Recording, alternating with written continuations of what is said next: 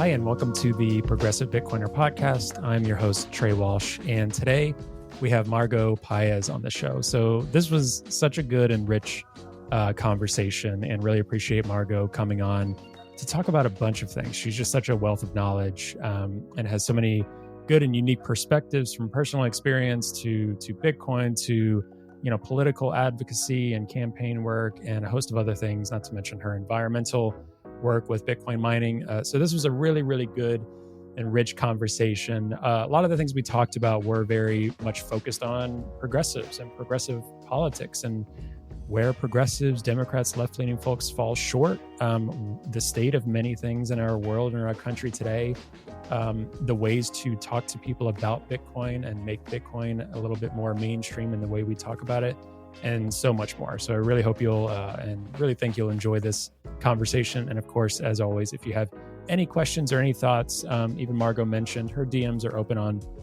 Twitter, but also you can reach out to me on Twitter or at hello@progressivebitcoiner.com. And also want to continue mentioning that we're still running the referral code for Jason Myers, A Progressive's Case for Bitcoin. So if you haven't gotten that book yet, or you need to get more, the link's going to be at the bottom here in the show notes. You're going to get 10% off that book using TPB as the promo code in checkout. And also our partnership with Saz Mining is continuing as well, where you're going to get $50 off a miner for using the referral code there. And they're using 100% renewable energy to mine Bitcoin as well. So two awesome companies and organizations I really believe in. So check them out and please enjoy the show. And if you have any questions, reach out, and we will see you again next week.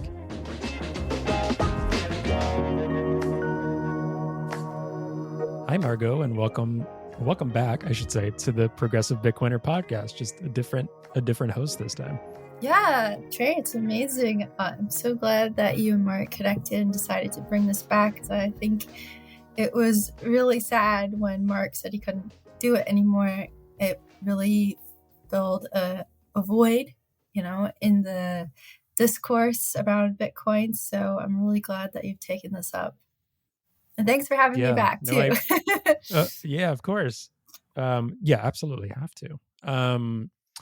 Yeah, so what I'm realizing and kind of knew just from meeting Mark initially is like, Mark has a fan base. Mark has like a loving community that was like, oh, like we love Mark and respect Mark, as anyone who's met and interacted with Mark can feel. And I know this was like his baby as well. So wanting to take that on, and it's been fun. And I'd say this to many people, like he's, still here. Like I'm constantly communicating, asking questions, asking his perspective. And he's, cheering on along the way, and we'll keep being a guest advisor, all of that good stuff too. Well, let me just say, I was there when Mark first had the idea for this show. So, I remember when it was just an idea, and then he started putting it together and finding guests. And so I mean, Mark is one of the, quote unquote OG, OGs of the progressive Bitcoin land, I guess, or subset of Bitcoiners. Yeah. He's one of the very good ones. beloved. Yeah, he's a great guy. Absolutely fantastic person. Yeah, Cannot say enough positive things about him. Yeah, that's awesome. Well, I will say too, for me to say to you face to face, one of the things that got me excited about Bitcoin and seeing it as something that I could get into was probably your talk on Peter's podcast too. Well, I think it was your first talk on his podcast. It was my first time on Peter's podcast. It was my second podcast ever. Wow. Bitcoin podcast. Yeah. Was that 1.5 years ago, 2 years ago? I'm not even sure at this point. I filmed it in March of 2022. Okay. So I believe, So it's been over a year, or like 1.5 years. Yes. So I wanted to, and if people haven't listened to that episode, they can refer to that one. And you've been you were on his podcast again recently, and so we'll try to mix it up a little bit here. But for this audience to hear, what was it for you that got you into Bitcoin, and that got you into analyzing, I guess at a deeper level, like the problems that exist in our world in terms of, you've talked about Occupy stuff before, some of those things, but what was your journey getting into this, especially as someone that comes from that camp, if you will? Well, I mean, I was always into computers since before I could read and write, and I always had an interest in free and open source stuff. Projects, I was really also, I was a big proponent of a free and open internet, so I always tried to stay involved in projects like that and concerned about centralization of the internet. So I was trying to help out where I could around decentralization or decentralization of the internet. So, and then also I was very much aware of WikiLeaks, and WikiLeaks was really important to me and my upbringing, I guess you could say. And I remember when WikiLeaks started accepting Bitcoin, and but the thing is that I can't, everything's a little bit of a blur because this was, around 2010 or so, and my life was very different then. And I remember on Democracy Now! So this is the interesting thing, I think. Democracy Now! Is, considered a grassroots sort of progressive left-leaning independent news organization supported through the Pacifica Foundation, which I also have a connection to. But they were the ones who really reported about WikiLeaks in those days. And the government decided to cut WikiLeaks and Julian Assange off from the credit card companies, and they couldn't accept donations through that route anymore. So they came out and said, we're going to accept Bitcoin. So I try to remember if it was, I had seen something on Slashdot, or if it was this thing about Assange accepting Bitcoin that was around the first time I really heard about Bitcoin. Part of me wants to say that I was already aware of Bitcoin at that point and was like, oh, wow, he's accepting Bitcoin. But it may have been that was the first time that I had heard of it. And then there were occupiers who were Bitcoiners. I didn't know them. I didn't talk with them, but I have a photo somewhere of somebody at a rally at Occupy LA with a Bitcoin sticker. And I purposely took a photo of that because I was like, oh, hey, Bitcoin. So Bitcoin was always there in the background for me. And at some point in the early 2010s, I did try to mine Bitcoin, download a wallet, things like that. But I really didn't see the point of it completely. I just really didn't have a good sense of economics or money or the importance of money, or like why the central banks mattered and the Federal Reserve and all that. So I just thought, well, this thing is consuming my CPU, and I just don't see the point of dedicating all the CPU to mining Bitcoin. And I'd rather like help with SETI, SETI at home. So I'll just run that instead. So that was really, my horrible early interactions with Bitcoin of not understanding it. But it wasn't until 2018 really when I realized that Bitcoin was really, really valuable in the sense that it provided a monetary system that was outside of our existing monetary network or monetary system, because I was seeing a lot of content creators being deplatformed. And some of them were people that I liked, and a lot of them were people I didn't like. But the thing is that I saw that there were, groups of people that would go after people they didn't like, let's say, alt-right, quote unquote, alt-right figures, like at the time Richard Spencer, and I think that's his name, right? Yeah, and a couple other people who were sort of in that group, and even Jordan Peterson around that time got deplatformed as well. And the thing is that they wouldn't just go after these individuals; they would go after the entire platform. And I think it was called Subscribestar. I saw Subscribestar completely be deplatformed, and they had over 100 or so, maybe like 150 content creators on their platform. And all it was because a couple of these alt-right types decided to create accounts on their platform that the people who didn't like them went and reported them to PayPal and Stripe. And PayPal and Stripe said, we don't want anything to do with this. So they completely deplatformed the entire content creator platform, which was called Subscribestar. So over 150 so people lost their ability to make money through this platform. And I thought that was really unfair to them because they had nothing to do with these guys, that had shown up and created profiles there. And yet they were harmed by this. And I thought that, all of this stuff is really dangerous, this kind of behavior, this sort of mob mentality. And I thought, we need a different approach. So I started building a content creator platform, and I had incorporated BTC Pay server. And so that was really the first time that I got really serious about using Bitcoin and the value of it. And from there, everything just sort of grew in terms of my interest and understanding, and that I had to reconcile the climate stuff because also around that time I had switched to doing my research on climate change related topics, climate impacts, and climate modeling.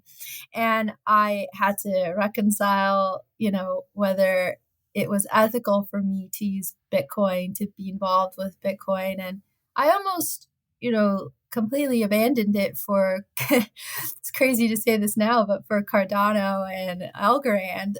And thankfully, I listened to enough podcasts and heard what the miners were saying and did my own reading into it and realized, okay, yeah, this actually makes sense. There's a lot of good here, and I don't have to worry too much about the ethics. There's room for improvement for sure on that side, but it's not any worse than what most of society in terms of the fossil fuel stuff. And it has a lot of potential just built into the network itself with how it works with the mining side of things and the mining economics to actually end up being a very sustainable protocol. So yeah, that's basically my story. It's a little long-winded, but it goes back a bit. It just shows, how easy it is to miss something if you don't understand money. Yeah, well, I think that's also, this day and age, and for a while now, people only getting information from social media and from Twitter, and this very clickbaity headline information on really complex issues is one of the biggest problems that we continue to face. And so I think that speaks to a lot of what you're talking about, is that people can't necessarily only do their research on that. It's a really complex thing. So, for you, you mentioned two really, really important things, the cancellation and content creators, and then the environment. In your day-to-day life, speaking with friends, family, folks from the tribe of the left, things like that, what do you continue to see being the main sticking point for them with Bitcoin? Well, of course, the environmental aspect of it is a big concern, and it's a big turnoff for most people. They think that Bitcoin is melting the planet, or it's just awful, it's just doing horrible things, and it's making climate change worse. And unfortunately, a lot of these perceptions are based off of really bad, poorly designed research papers that were published in the past. And unfortunately, even though there's been plenty written about them, even within the journals that they were published, those ideas still continue to exist and are repeated nonetheless in the news, unfortunately. So there's that. And then I think for another subset of the left, even if they can reconcile the environmental aspect of it, they still think that the economic side of it is very incompatible with their beliefs. And I think that is also a misunderstanding of the network. But I also think that we have not done a lot of justice or a lot of research on that aspect, which is to say, I think, okay, so let me go back a few steps on that. So, in 2016, Bernie Sanders, maybe it was 2020, Bernie Sanders brought Stephanie Kelton on as one of his economic advisors, and she is well known as being one of the main proponents and advocates of modern monetary theory. Now, the reality is, yes, modern monetary theory is in direct opposition to, an economic system or a monetary system where there is a cap, right? A 21 million Bitcoin cap that does go in opposition to modern monetary theory. And it's also Bitcoin is a decentralized network, right? Or distributed network. And then modern monetary theory is all about central banks having a monopoly on money. That is a core feature, and it's not one that they see they have a problem with. Now, the thing is that Democrats or Bernie-crats, we could call them, really saw this, like, oh yeah, Stephanie Kelton, modern monetary theory. And I remember, because I volunteered on the campaign in 2016 and 2020. In 2016, I knew somebody who was really into modern monetary theory. And the first time I heard it, and this is very funny, but the first time I heard her say she was going to a modern monetary theory conference, I thought she was talking about a conspiracy theory. I was like, right. What is this? It sounds like it's such a weird name. Anyway, so a lot of people on the left, and also, but mainly those who were brought in through Bernie Sanders and that movement, see modern monetary theory as a way out, a way to fund and support progressive policy, progressive ideas, universal health care, things like that, maybe universal basic income, or, there's the jobs guarantee component that they talk a lot about, all of these like state public policies that they would love to see, or that a lot of us would be happy with. They think that the only way to do it is with modern monetary theory. So for them, Bitcoin doesn't make any sense. And so we really have not done a very good job, I would say, talking about these aspects when it comes to Bitcoin.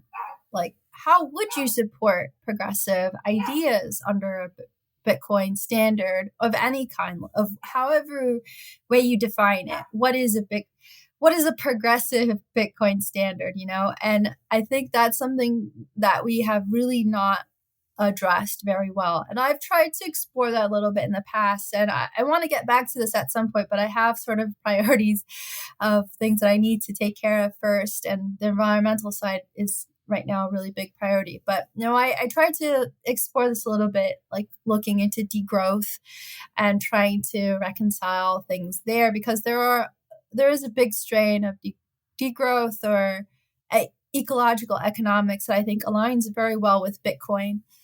And I think that we really need to focus on this as well in order to get people to understand or to see that there are alternative ways of running an economic system that does not have to involve, a monopoly on money, or a central bank, or whatever it is, that you have a problem with and you think that Bitcoin can help with, right? You have to reconcile those, and we also have to do a better job of confronting or addressing the concerns around inequality or distribution of Bitcoin, and whether that would exacerbate income inequality, right? I don't have all the answers on that either.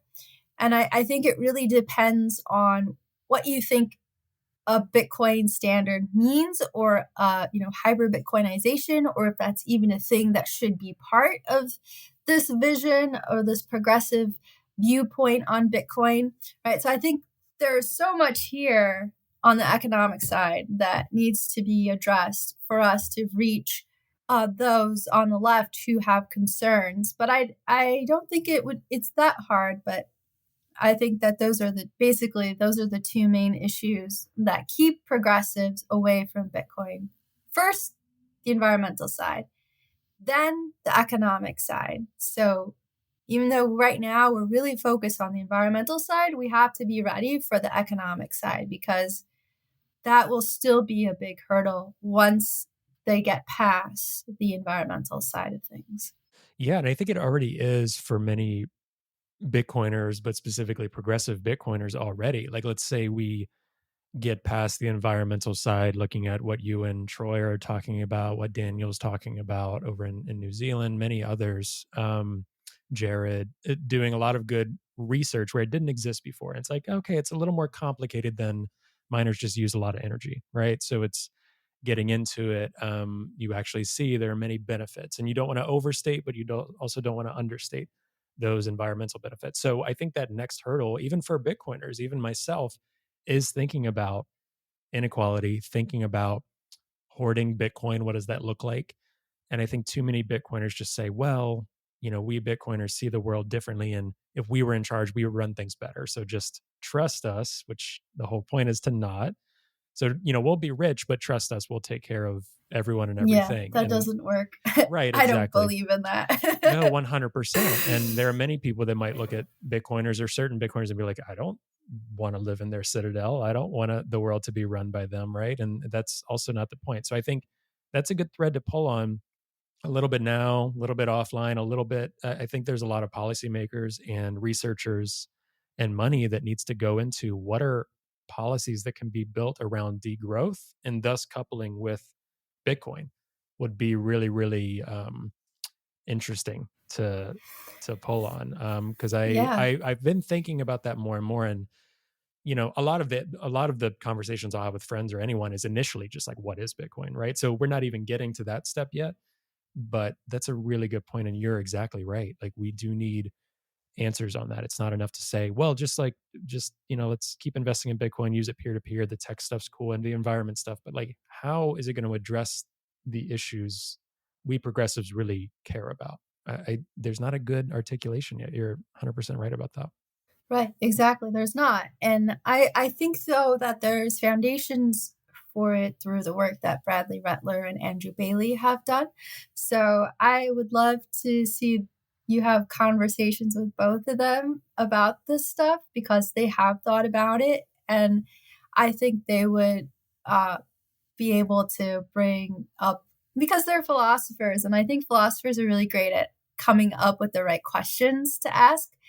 And so I would love to hear them, raise those like big questions. Like, what are the big questions? How do we frame this, so that we can dig into it and develop it, and then bring in the economics, bring in the degrowth? Because I do think that going the route of ecological economics and degrowth is probably going to be the best way for us to reconcile that, at least in terms of the research that I've done. And there has to be room for us to also say, like, you can create your own currencies, like complementary currencies, and they could be managed in a way where you do have elasticity in the currency. But then you would want to back that by Bitcoin, because you want to have some kind of sound money foundation, some good money foundation that that is accountable in a certain way. So like, I think that these are like my ideas in terms of how, like foundationally you could begin to reconcile some of that. But yeah, I would love to hear Andrew and Bradley really go at it on this, because they have, deeper philosophical thinkings on it and have written stuff on the inequality aspects. And Bradley's also, considers himself a progressive, so he's thinking from an inequality perspective as well. And I think Andrew is also, even though he doesn't label himself, I think he's also, more open-minded, sort of. I don't want to label him as a leftist or anything, or progressive, but I was just telling him yesterday that he's starting to sound like David Graeber. So he has the right ideas around liberty and all that. So I think he's a great guy. Yeah, a few of us too come from. It's really interesting, and Troy talked about this openly on the Blue Collar Bitcoin podcast. I remember like a year and a half ago, going to Wheaton College, and there's a small group of colleges called the Contemporary Christian Council of Universities or something like that, right? And I went to one as well called Gordon College in Massachusetts. And it's funny, there's a few of us Bitcoiners that have like a previous like evangelical Christian background now, or like progressives, philosophical kind of like out of religion. I'm a little bit more on the agnostic realm, I think. But there's Kind of like several. Chris Hedges, right? Like the Chris Hedges side of the Yes. left. Yeah. Yeah. Yeah. So it's funny. And then once I heard Troy say that, I was like, I knew there was a reason. Like, you just have some similar background. So a few of those folks and the Bitcoin philosophers come from that camp, and it's really interesting. But we're definitely gonna have Bradley on to talk about all of this. I know he and others have been busy with their book that they're working on, and he's talked about Peter's podcast. So I'm hoping and very eager and excited to take a look at that book and to read that when that does come out, because I think and know they're gonna talk about some of that in the book and hopefully get the word out in a lot of ways on whatever conversation, podcasts, university tours to fortunately, unfortunately, and I know you pulled on this thread recently when we can either go into it or not, but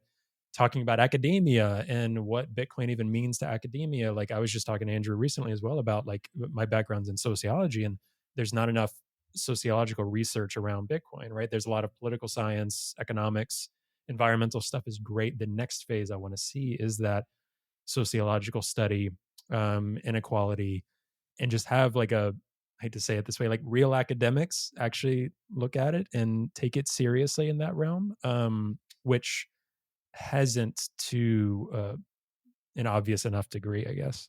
Yeah, I agree. We need a lot more research. And of course, the thing is we need researchers who understand Bitcoin and use Bitcoin, I think. And also understand inequality and are like well And respected in right.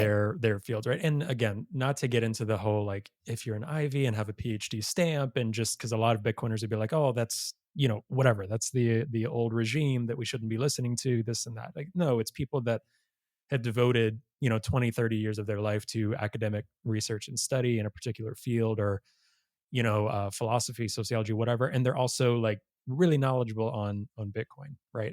It's got to be both. That would be really exciting, and I think it's coming. Yeah, I hope so. I hope it is. I'm trying to do something there. But it is challenging. I still read lots of papers that are awful and written by people who don't understand Bitcoin, who have never used it and are using, statistical tools and coming to really wrong conclusions because they have developed a model, but they don't understand the real world approach to it. So they can't actually, and they're not able to compare their model to the real world to see the failures of their model or the limitations of their model. So I think that's a really big challenge, but it's just something like Troy has said this before, like you have to have skin in the game. And I think that the problem is that a lot of researchers don't have skin in the game. Like they've never touched Bitcoin. They've never had a wallet, like a Bitcoin wallet. They've never sent anything over Lightning. And I think that's really important to be able to study something. I mean, you have to know how it works. And the only way to know how it works is to actually play with it. You don't have to hold any Bitcoin to do research on it, but you do have to play with it and have that curiosity. And I think that's lacking in the academic world and on the research side. And unfortunately, we've talked about the issues that turn people off, which is mainly the environmental side, I think.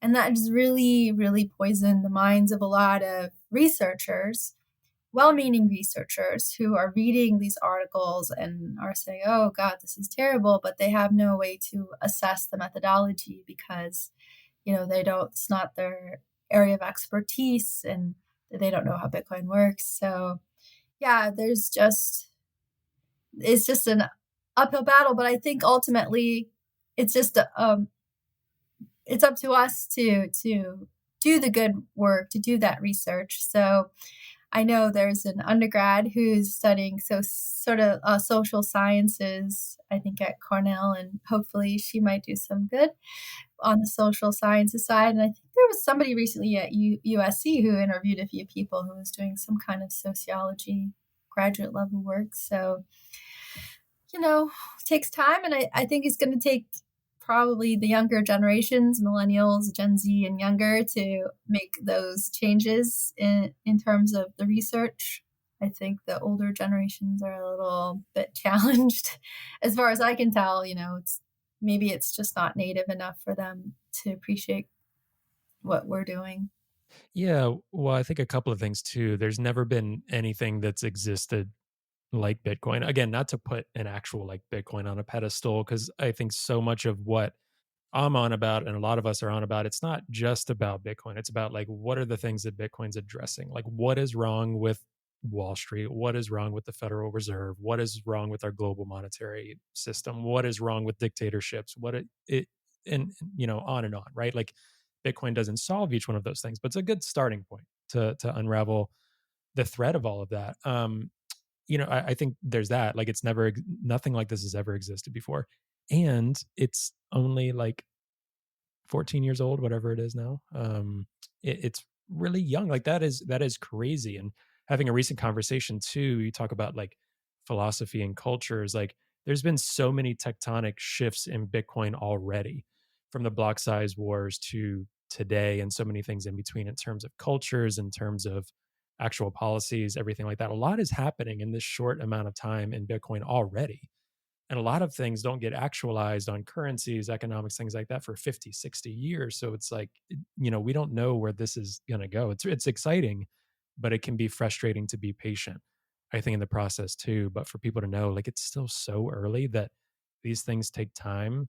The FUD and addressing it takes time. And for progressives that ideally we'll hopefully get more and more folks from the left or just a mainstream audience listening who might not really know much about Bitcoin. And for those that are listening that are in that camp, just automatically hearing things like the biggest thing is environmental concerns, and then like just money in general. And I'm wondering if you could talk about that. From my sense on the left, a lot of folks on the left and I did myself, especially as an undergrad, like 10, 12 years ago, whatever, viewed money as just evil. Like money, wealth, anything to do with it is just icky. It's just a weird thing to talk about. The left doesn't talk about it, but we want to fix problems in the world that kind of require money or require people to have some money. So it's that's also a factor as well, I think. Just money in general. I think it's naivety, a certain naiveness about the economic system. And I was certainly one of those people. I always, for a long time, felt like I would rather see money abolished because I thought money was just basically causing all sorts of problems, and I didn't like seeing the inequality, income inequality, and poverty, and all of that. And so I spent much of my young adulthood thinking that we should just completely abolish money, and that's not an unusual belief on the left. Let's just get rid of all money. Why do we need it? But money it's a technology, and markets are a technology too. And the more that I have experienced how markets work, and the more I realize that actually markets can be a tool for the left, and they can be a form of direct action. And I think that that's something that we are really not utilizing, and we're missing an opportunity. Because when it comes down to climate change, the thing that really drove me to Bitcoin was that I saw this in action, government in action. And how can we stop that? I mean, how can we get around that, right? We have to find a way to, decarbonize our society to get off of fossil fuels. And if the government is not going to do that, we have to do that. But it has to be more than just more than standing in front of a pipeline and blocking it, which I think is a great idea too. Like, go ahead, stand in front of stop the oil, make a stance like that. I think that has a role, and that should continue. But I also think that we're missing an opportunity to change things through the marketplace, because the market itself is generally a decentralized thing, and anyone can really come into a market and do something, start a company, or start a company or invest in a company. and then just start building, right? I mean, that's basically how a market economy works. And so I think we're really missing an opportunity there. And with Bitcoin, I saw, well, look, here's one way we can do that with Bitcoin mining. We can we can monetize these like baseload in Kenya. We can create a revenue for renewable energy like solar and wind. And you don't need the government to do that. You're incentivizing it through the market. And that's direct action. Like I'm saying, like, yeah, I want to support that. I could create a mining company. How is that? When I think about like, how is that not a kind of direct action? If you have the right people motivated to do it and to do it collectively, right? Like you could organize to set up a mining operation or a mining cooperative, right? Like you could do something like that. And I think there is nothing there that is in opposition to left ideals or even to Marxist ideology or Marxist ideas, because when you listen to Richard Wolff, he's always talking about, Richard Wolff, he makes a distinction, right? This is something that a lot of Bitcoiners who come out of libertarianism or the right or just don't have a lot of understanding of left politics, right? They think that all Marxists is like this Marxist-Leninist thing where it was a top-down authoritarian thing that happened. And yes, it did happen. But that's not all that the left is about, right? There's anarchists, but there's also Marxists who have recognized that that approach didn't work, right? The just pure centralization and having the state run the economy wasn't the best idea. Okay, so they've progressed in their understanding. And Richard Wolff is one of those people. And one of the things he says is, well, what we need is to democratize the economy, democratize business, democratize the corporations or the companies. And how do you do that? He talks about cooperatives, worker cooperatives, And so what I'm saying is like, if you take that perspective, then Bitcoin isn't, and markets can be direct action. And what Richard Wolff is saying is direct action. And so there's no hypocrisy in any of that. So I'm completely gone off on a tangent here. No, it's good. Yeah. But I'm trying to get back to what was the main point of why I was saying all of this. But I don't think that, money, like, I think that we're really limiting ourselves on the left by only thinking that the main important things are mutual aid and working outside of the economic system and thinking that we don't need money and that we don't need an economic system. I think this is very, very small, very narrow in our viewpoint. And I think that there's no reason for us to limit ourselves. Mutual aid is really important, of course, and direct action in terms of protesting is really important. But I think the markets as a form of direct action is also really important, and I wish that we would not be afraid of that, because the more you learn about how markets work and the more you learn about how money works, the more you realize, oh, okay, so there are things that I can do to improve my life, and I don't have to, be a slave to my boss. So I think that really changes things if we allow ourselves to engage in the market, but not necessarily saying like as capitalists, but doing it strategically. I think that's really important, and using money strategically as well. Yeah, I think a lot on the left view, and I certainly did, view markets, free market, capitalism, all of those talks as intrinsically tied to like ExxonMobil, BlackRock, like the things that do exist. And I think what we're seeing instead is just government intermingling and connections with the way things have been and running. And that is not the market principles you're discussing. Like you're talking about philosophically, or the way that it that it has worked and does in many instances, those other things, when people view the evil corruption, I think we Bitcoiners, when we're talking about that, those are the things we don't want to continue. And I think that once that connection gets made for folks, that's a really important one. And now, do you ever talk to people about Occupy and really connecting that with Bitcoin or the great financial crisis? Is that one of your leading things that you like to think about and talk about in terms of Bitcoin? For me, that's one of the things I start with in terms of what's the problem. It might not be my main Bitcoin point about, the environment, things like that. Do you think that's a strong thing to advocate for to people on the left? Do you not? How much weight do you put into that? Well, I think it's a really important connection to Bitcoin, to why Bitcoin, because Occupy was a lot of things, but primarily it was, saying these banks have too much power, and why is the government bailing them out and letting them take advantage of the average person? Why isn't the government protecting the average person? I thought that was the role of government, to protect its citizens from some, predators like predatory banks.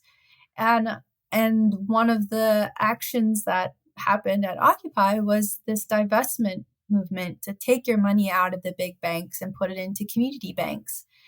And to me, it's so obvious, right? Well, if you still feel that way, the next obvious step is to be your own bank. And the way to do that is with Bitcoin. It's fundamentally the best and most reliable cryptocurrency out there. And it's built really on this foundation that there's something wrong with our banking system.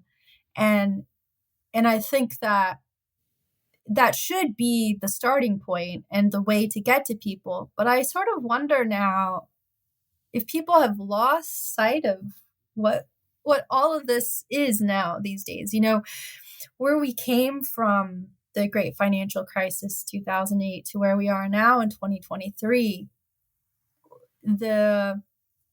What happened there with the financial crisis, really the fundamental point, when I think people started to realize, oh, okay, there's something wrong here. Things aren't working the way they should be. And since then, everything has sort of happened, I think, as a result of this big economic failure that happened then, and all of the inequality that we see, and people turning to drugs as well, and the decline in lifespan, and all of that. I feel like 2008 was that turning point that really made that difference.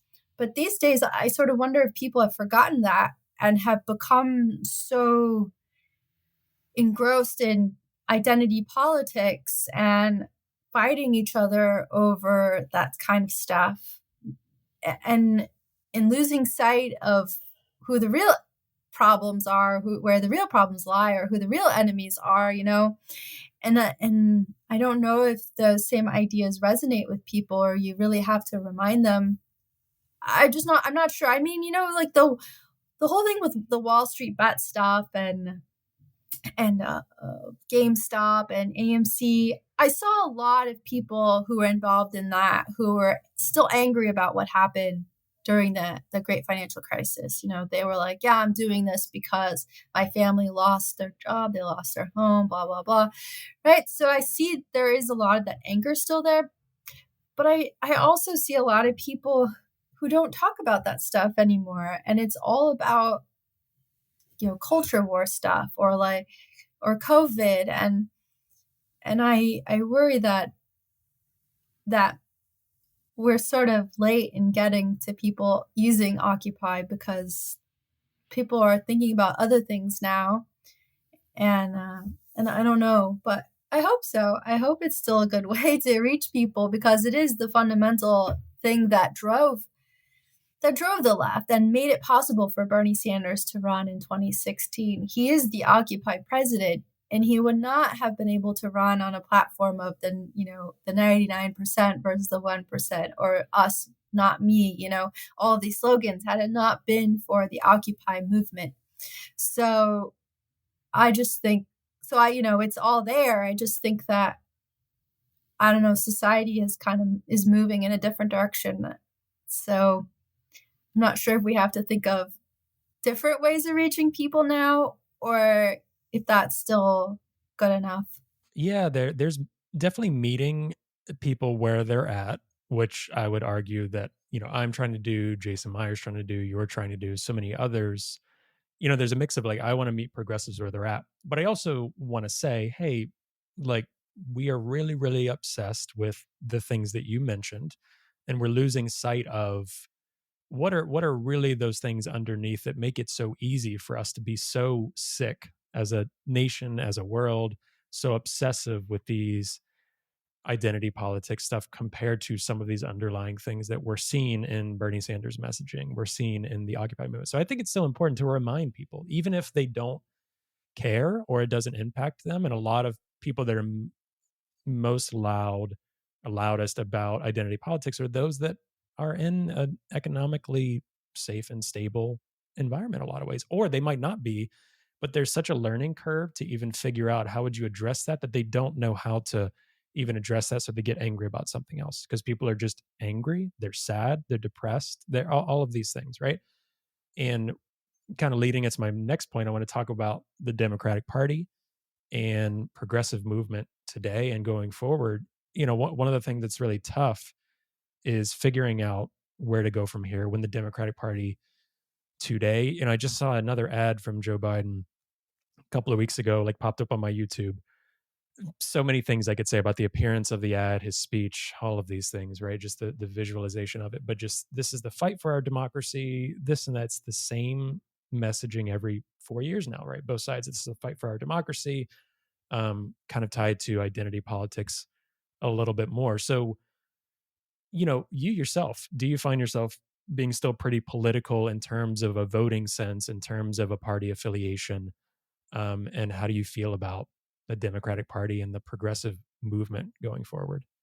I think 2020 was pretty soul crushing for me, to be honest. Like I said, I volunteered on Bernie Sanders' campaign both times. And in 2020, I was a victory captain. So I was a volunteer in charge of volunteers, and I would lead canvassing in Atlanta. And also, I led a group of people over to South Carolina to do door knocking there on election day for the South Carolina primary. And I saw, from that perspective, just how we were so close to winning. I felt we were really close to taking this primary. And then to see the power of the DNC consolidate behind Biden and using Obama to bring the other candidates in line, and to see Elizabeth Warren take cheap shots at Bernie Sanders over empty claims of sexism, and to Oh, treat that's him the right. way I he completely did forgot on about that. stage. I will That's never right. forget. That's right. Yeah. This was just, it was too much for me. I mean, the way she treated him on stage, like he was a pariah, like he had done something so wrong. I mean, the guy didn't do anything wrong. Everybody knows Elizabeth Warren is an opportunist who pretended to be, indigenous to get, ahead in her career. I mean, and look at her now, right? Like, she's done so many things. She's the anti-crypto army or something. Like, I mean, you just see how empty she is, and she First of all, did can we that, just right? talk about how, like, let's say I'm someone so hates irritated, crypto. No, it's like, so funny. And for those that don't know, I've mentioned it before. I'm, in Massachusetts, Elizabeth Warren is one of my lovely senators. And but even if you're not into crypto, to hear like an anti-crypto army, and then her camp actually said that, she has said that, put it on. When I first saw that image, I thought it was a joke. Like someone just put that. I was like, oh, that's funny. I'm like, wait, her campaign actually did that? How silly is that? How juvenile and childish is that in this day and age with all the problems we could be talking about and focusing on that? I mean, a lot of things solidified, similar to you.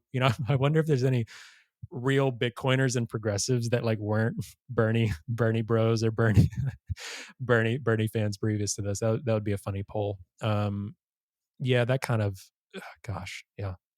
No, she's awful. Yeah, it's ridiculous. The anti-crypto stuff that I see on the Democratic side in the Senate and the House is just so ridiculous sometimes.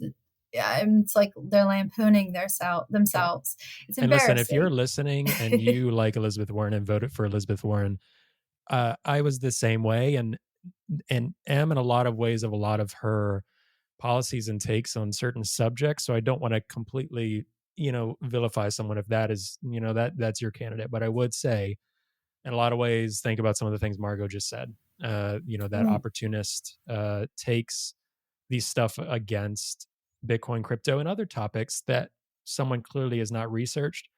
You don't need to and probably shouldn't really trust any politician wholeheartedly, but especially when someone's being as disingenuous as that, I'd take a step back and just kind of take a look and analyze, what are we doing here? Well, look, I was like anybody. I was a supporter of Elizabeth Warren. I think in 2015, I initially wanted her to run for president, and then Bernie came in. It was like, whoa, Bernie Sanders. Okay, yeah, he's got this long record, and I remember him from period, when he did this like he what is it called when you like talk for like 15 hours.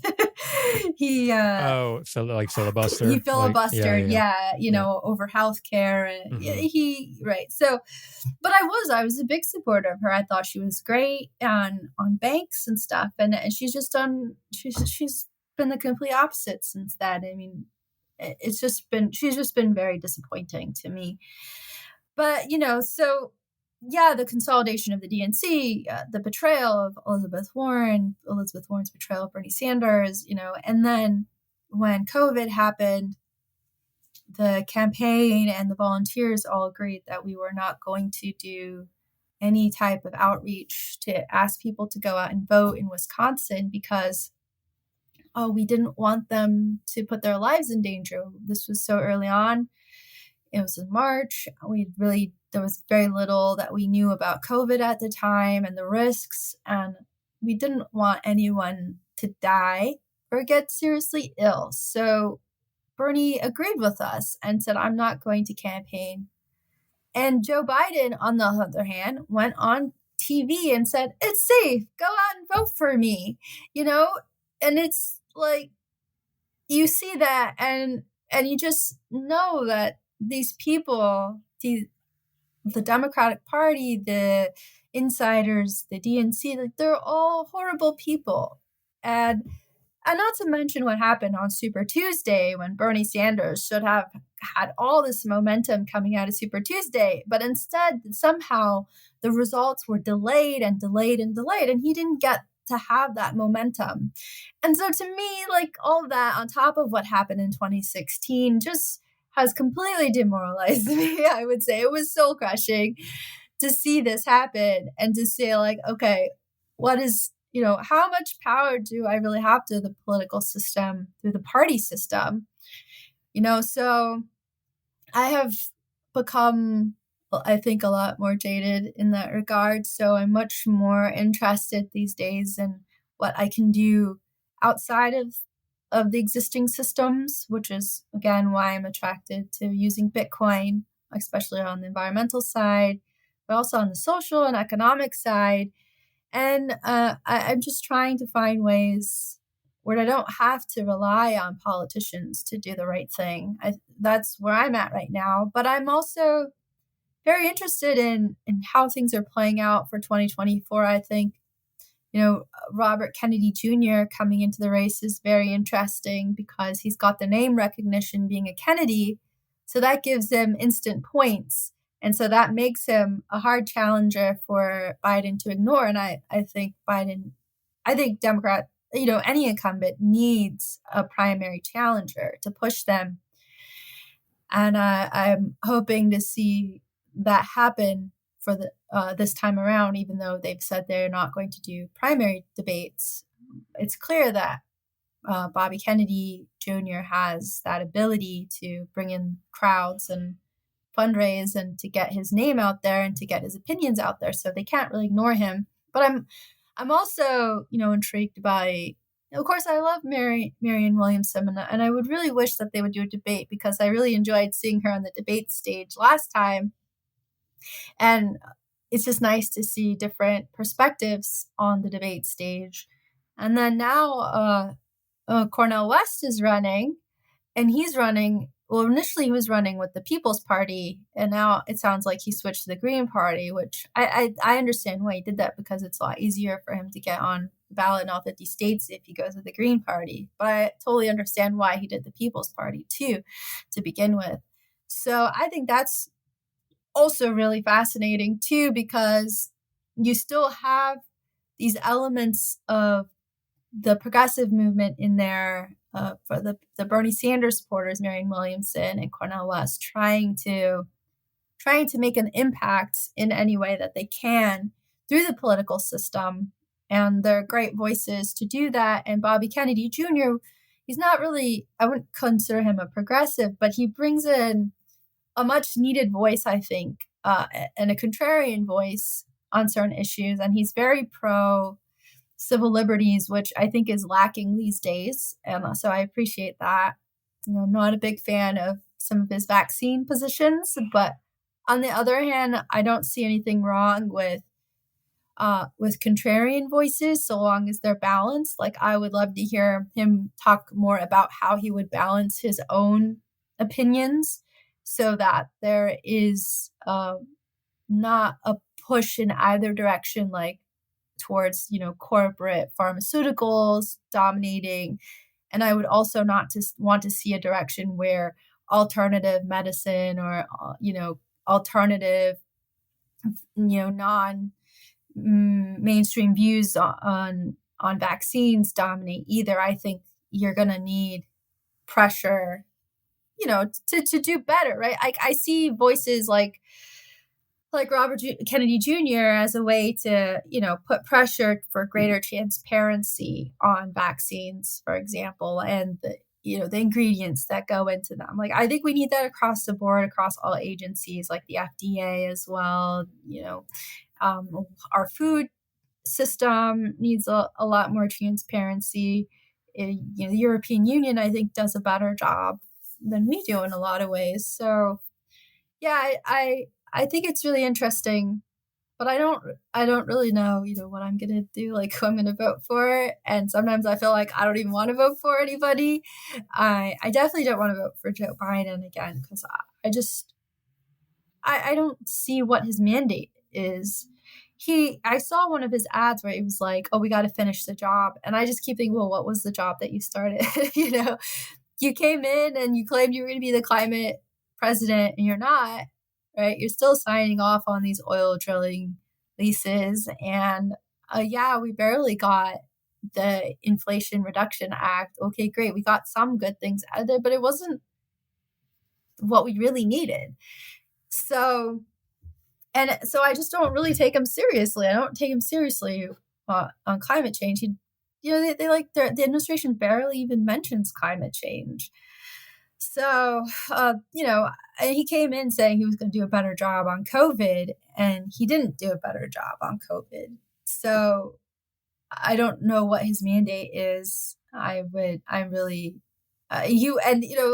Chomsky said that we had to vote for Biden because Trump was going to start nuclear war. And then, Russia invaded Ukraine, and now we're seemingly always on the verge of nuclear war. So what was the point of voting for Joe Biden? Because he certainly hasn't stopped that, and he hasn't done a very good job of diplomacy on the Russian-Ukraine war either.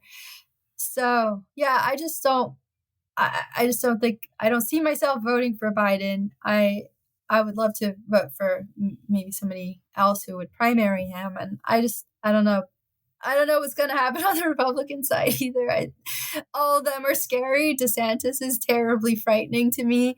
I think he's like a competent fascist, unlike Trump, who is an incompetent wannabe fascist. And I would almost want Trump over DeSantis if I had to choose, because I think DeSantis is extremely frightening on LGBTQ and trans rights, especially. I think that I worry that, the worst could happen, that we would march towards concentration camps for trans people, LGBTQ people. And I find that horrifying too. So I don't know. It's a scary time to be alive. Yeah. And, this podcast, we can't be all things to all people, right? There's it's small and growing, thanks to what Mark had built and laid. And we have kind of a global audience as well, but mainly US based. And also being one of the few progressive media out there now in terms of Bitcoin,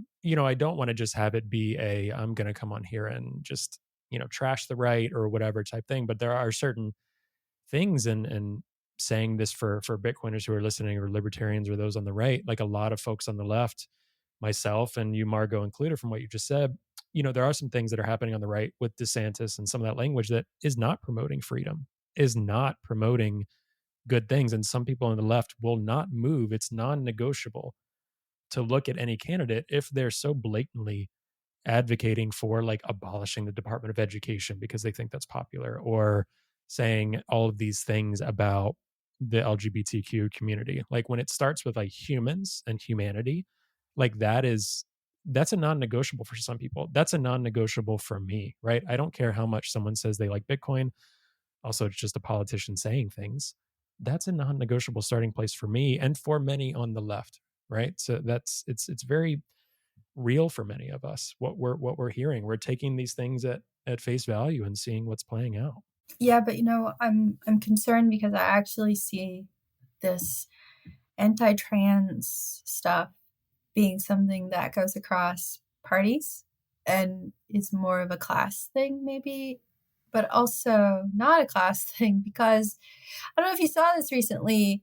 Anna Kasparian from the Young Turks got a little bit of heat because she made some comments about trans people, I guess trans movements or trans rights movement. And I don't know, she was saying something about like, oh, the civil rights movement, they weren't aggressive, or their tactics were nicer, I guess, or gentler. Oh, no, I didn't which hear is this. so Yeah. ridiculous, right? Because that's the whitewashing I was just going to say that. of the civil rights movement, which, there was plenty of violence, and they were not asking for permission, and they were not trying to be nice.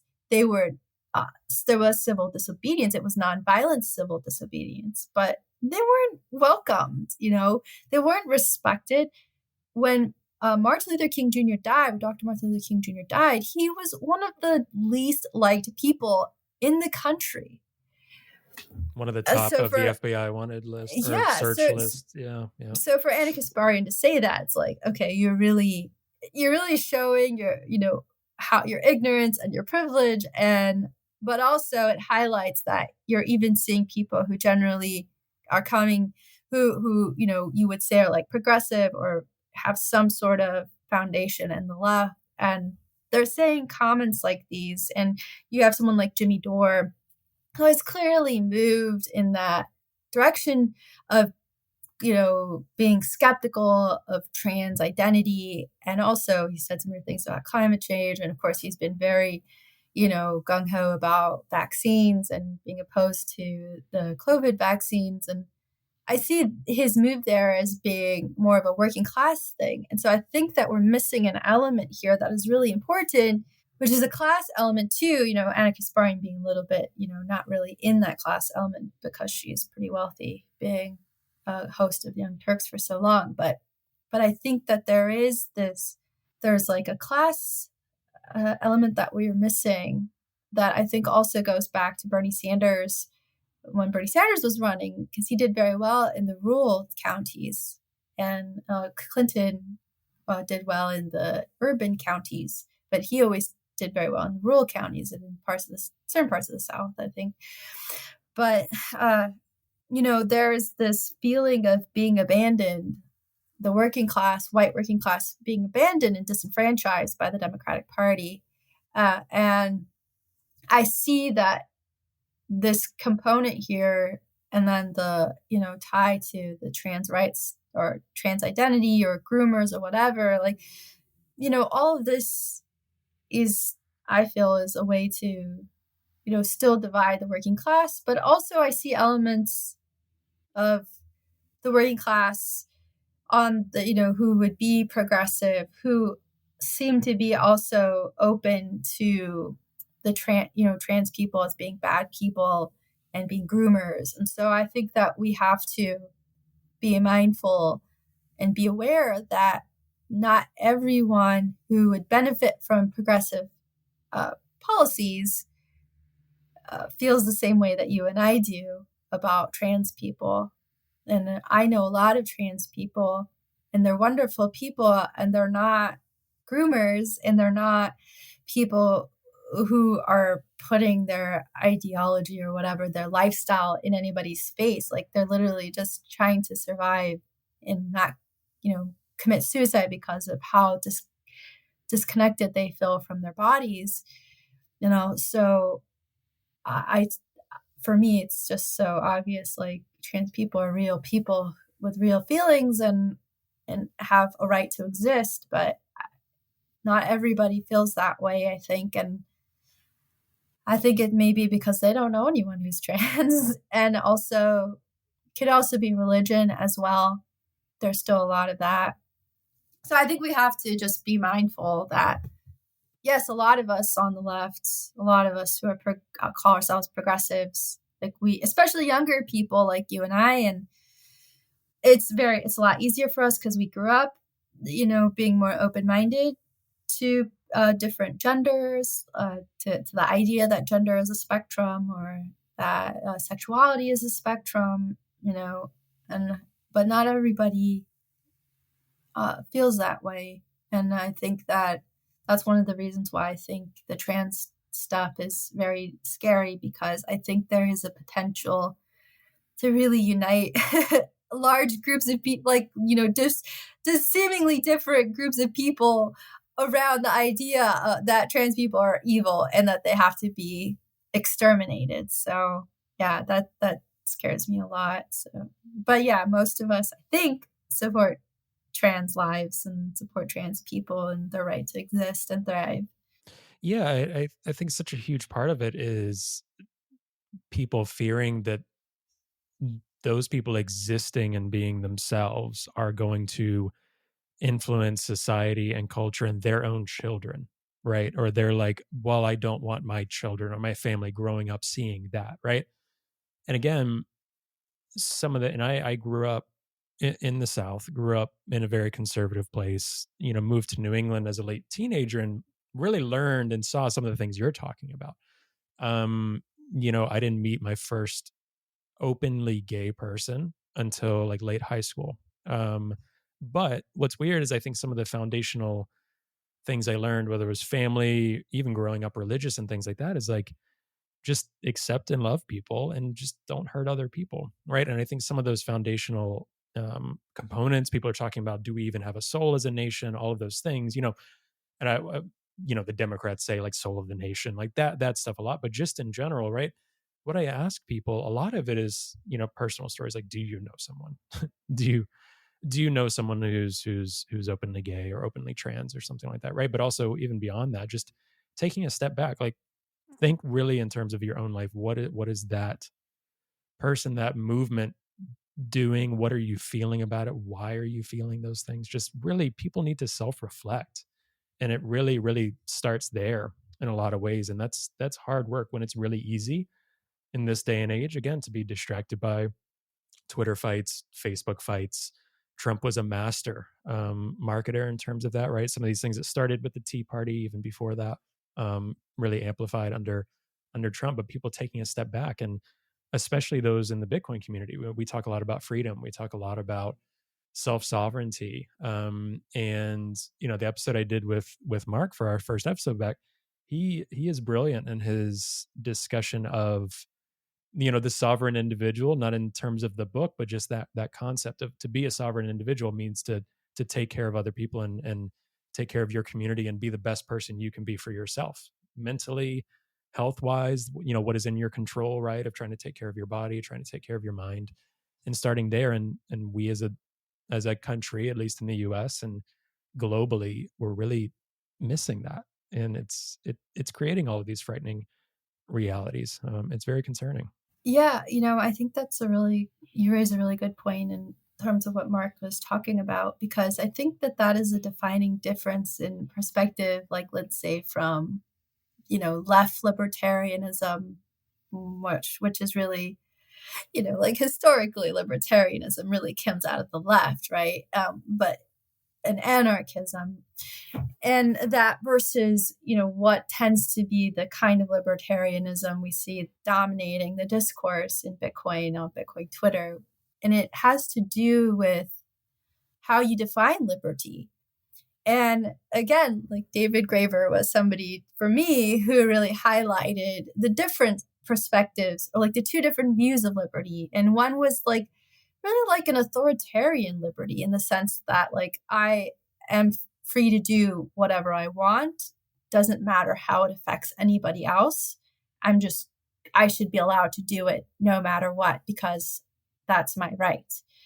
Whereas I think for us on the left, as left libertarians, and coming out of that rich history, that rich background that goes all the way back to the 1800s in terms of defining the left, which is that yes, I have liberty, but my liberty is defined by my relations with you, Trey, or with Mark, or with my community, or with other people. So there are limitations on my liberty, but it's because my liberty should not infringe on somebody else's liberty, right? So I define my freedom through my relations with other people. And that's not an authoritarian approach to liberty. That's, it is an individual approach that is also collective, because I am also thinking about my community and how my actions reflect on the community and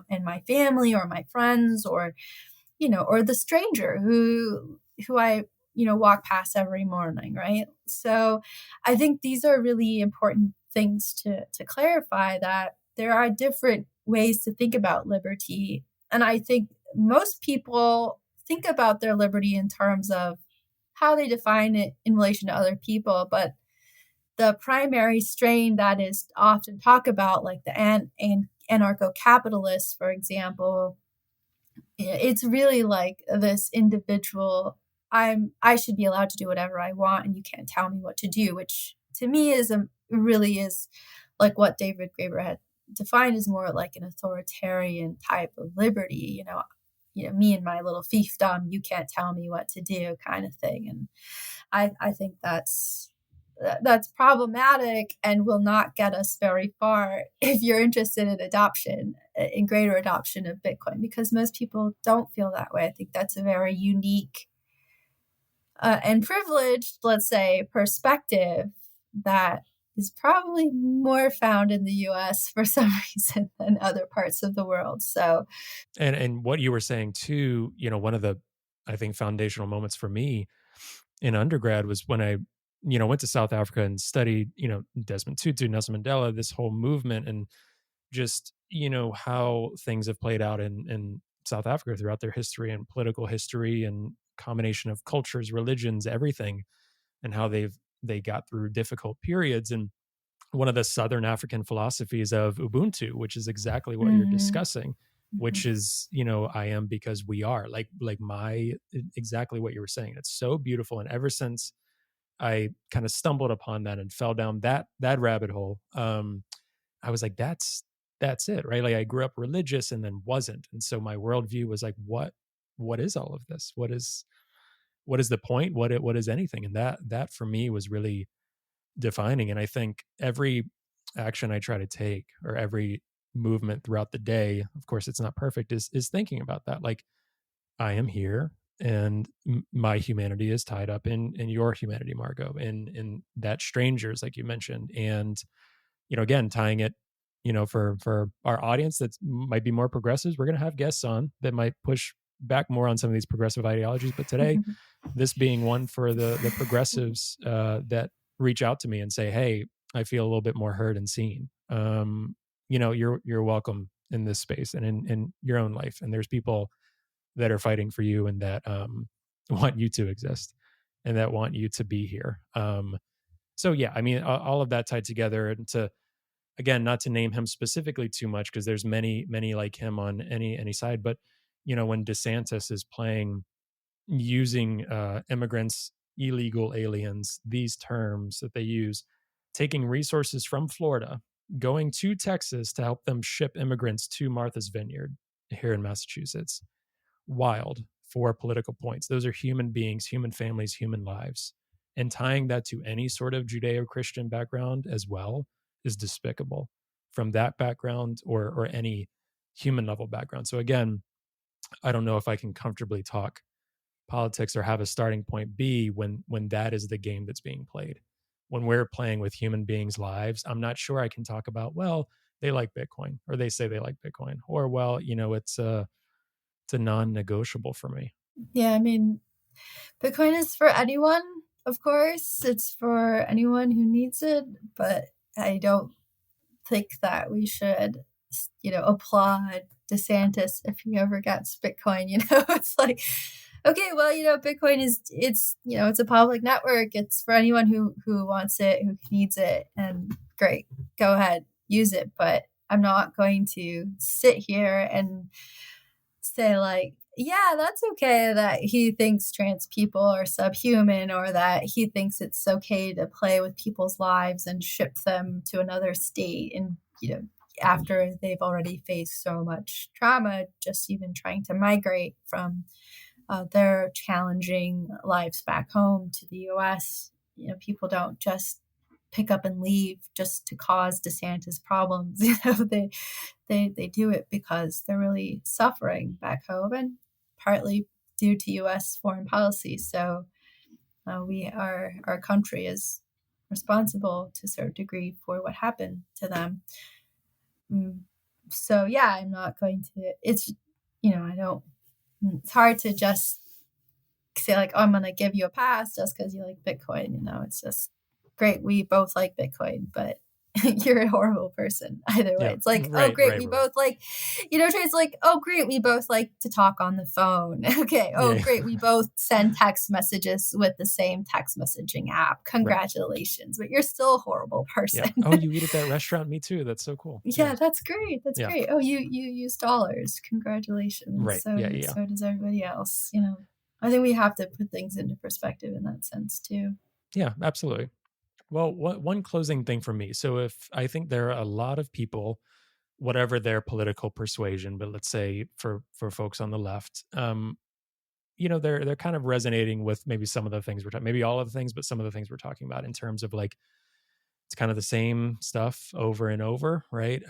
We end up with candidates that we clearly see were kind of placed there by powers that be. We feel like, how much is our vote really impacting? Like, what difference is being made in daily people's lives?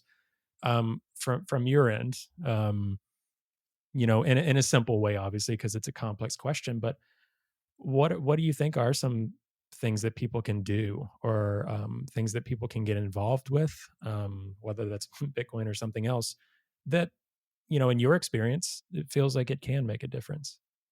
Yeah, well, it's always hard to feel like you can make a difference. I think there's almost 8 billion people in the world, and most of our governments run by a very, very, very small percentage of the population. So it feels like it's very hard to make a difference. But I think that, at least for me, the best way to do that is to think about where your natural talents lie.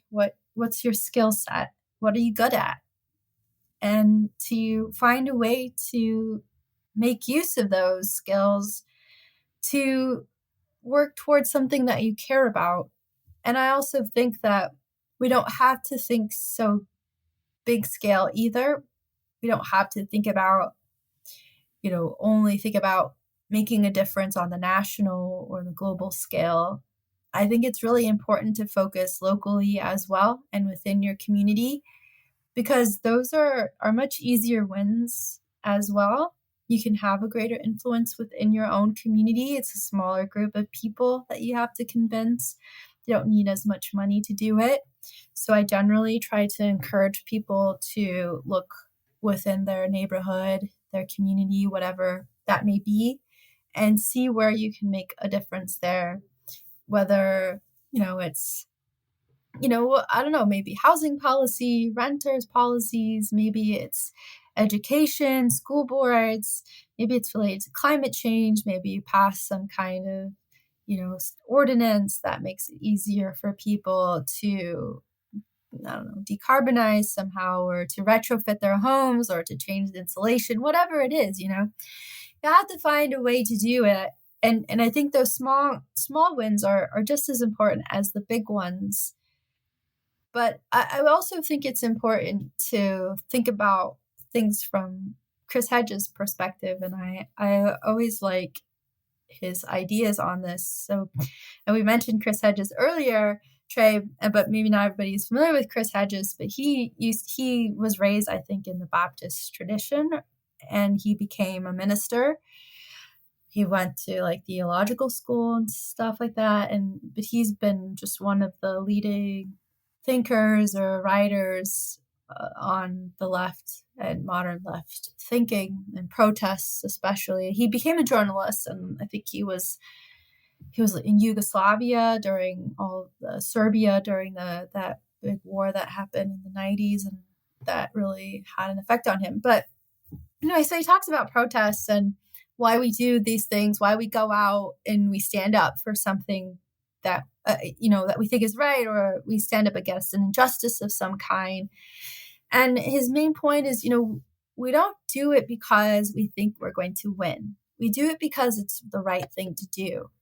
And so I think that we have to remind ourselves that we may not win every battle, but it doesn't really matter. We just have to do what is right. And if everybody does what is right, it'll be easier, right? Hopefully, to win those battles. But we have to start from that point where it's like, it doesn't really matter what happens, win or lose, if we succeed or not. The point is that we're doing it because it's the right thing to do. And then I want to add in something from Rebecca Solnit, who wrote Hope in Darkness. I believe it's a little book called Hope in Darkness, or Hope in the Dark, something like that. And basically what she says is like, oftentimes we think that the things that we're doing don't make a difference, or that we didn't do anything, like we lost. But usually it's the case that we don't see the results of what we did in the present until many years later.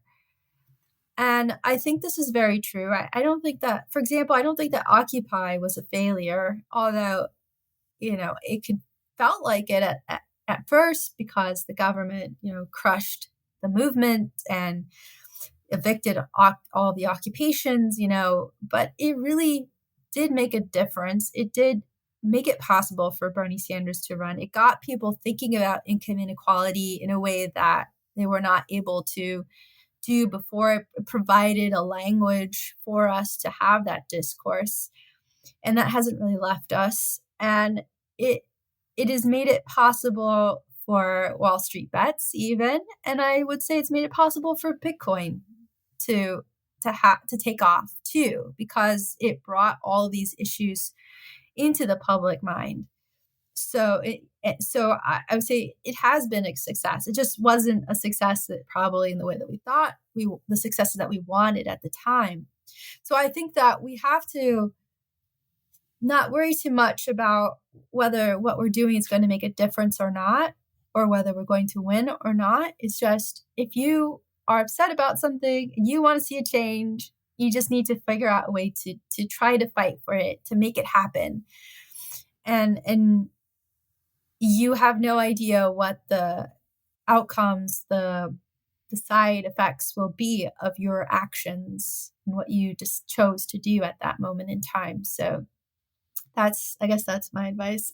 Your parting wisdom. Just do it. Yeah. Yeah. No, that's great. All right. So what are, I know you also posted this on Twitter, but you got back from vacation. You were taking a little break from all of that lovely, lovely world. So what are some things you want to publicly say that you're up to, and what are you looking forward to in the next few months, 6 months, year, that kind of thing? Yeah. Wow. I'm really busy doing research, so that's my priority right now. We got so I wrote a grant proposal through the Bitcoin Policy Institute, and we got it funded. So that's really exciting. So I'm working on that with Troy Cross and PPI in general. We're putting this together. We're going to be doing some emissions modeling and some modeling of the network, and hopefully the end result will be a policy report that we can share with policymakers about Bitcoin, because the thing that we've heard is that the policymakers understand the talking points, but there's no data to back that up. So our goal with this grant is to get that data, and it's going to keep us very busy. It's going to keep me very busy because I'm doing most of the modeling on that. And then I'm also working with Block Green, building a sustainability framework for them. So that's also really exciting, trying to figure out how to onboard Bitcoin miners that are somehow sustainable. So, I'm trying to figure out what that framework will be to evaluate their sustainability, their environmental impact. So that's also keeping me busy. And then I'm trying to figure out what I'm going to be doing with my PhD, whether I'm going to finish at Georgia Tech or go to Oxford and finish it there. So I'm going to be working on a new thesis proposal, although I think it's probably going to be similar to the one that I wrote that my advisor hated. Right. Which you were also public about, and people can, take a look if they want to, but yeah, they can see my threads on that, and also the What Bitcoin Did podcast if they want to hear more about what happened there. But yeah, so I'm trying to figure it out, and I think I'll know more about that at the end of the year or the start of 2024, which direction I'm going to go in that regard. So yeah, it's just really exciting in a way. I'm actually doing the things that I want to do for the first time in a long time. And it's really nice to be able to do that. So, and it's all Bitcoin related, which is really cool too. And I'm just kind of rebuilding my life a little bit, because everything that happened at Georgia Tech was like a couple of years of intense trauma. And I mean, and not all of it was just, I didn't discuss all of it on What Bitcoin Did, but yeah, it's like for the first time, I'm sort of doing what I want to do and trying to find myself and rebuild my identity in a way. And it's been nice. Yeah. That's awesome. Well, we're rooting for you. You're going to do great things. Excited to see what else comes from your collaborative work, but also just excited and happy that you're finding that, fulfilling happiness, which everyone is seeking. So that's great. Where should people go to find you and your musings and other things? Well, obviously Twitter is the best way to find me. I'm Jen Urso. Well, now I'm you can still find it in my name, but I also have Margot Paez on my Twitter account now. A few weeks ago or something.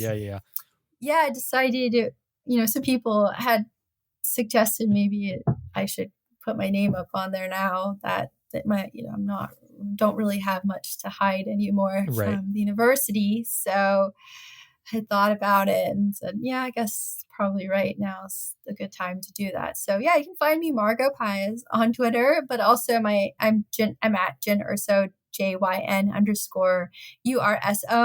So yeah, you send me a DM. My DMs are open. That's usually the best way to contact me. And then I have a Linktree link on there and links to my Medium articles where I've written about degrowth and climate change related to Bitcoin. So that's probably where the most central place to find me. And I'm also on Nostr, so you can just ask me for my pub key, and I'll be happy to send that to you too. Your NPub, that too. My NPub. Yeah. Awesome. Thank you so much for doing this. This was a pleasure. Really exciting. I think this will be well received for a lot of progressives who, whether you're new to Bitcoin, whether you're in Bitcoin and you're like, yes. And, if you disagree with some of the points we're saying, that's okay too. Hit us up respectfully. We're here to chat as well. But thank you, Margot. It's a pleasure. Yeah. Thanks for having me. This was great.